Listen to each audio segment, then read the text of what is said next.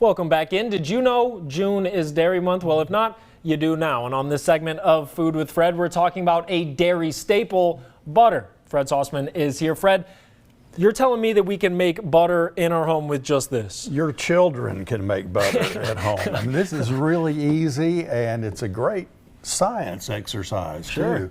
And where you start is right here with heavy whipping cream. That's 10 ounces, which will yield 1 stick of butter.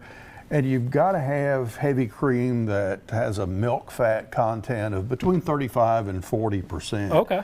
This has 36%.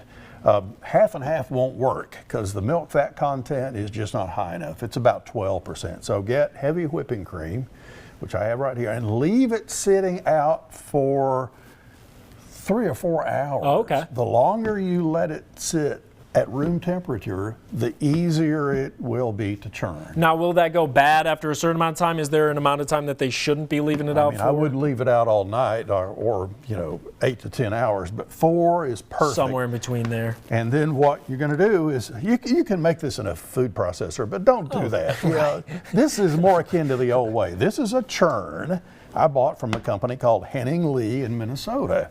And you pour that heavy cream in there and just start turning. What you're doing here is breaking down an emulsion. There are fat globules in that cream that are coated with protein. So as you start cranking, those fat globules collide with each other. That coating is breaking down. They become sticky and settle out as a solid. And that solid, of course, is your butter. Is what we know as butter. Well, that's fascinating. And like I say, this stick yielded about 2/3 of a cup of buttermilk. Good for biscuits, good for marinating chicken. When the stick is finished, when you're finished cranking, you want to rinse it off, form it into a shape like a stick, and this is a silicone mold.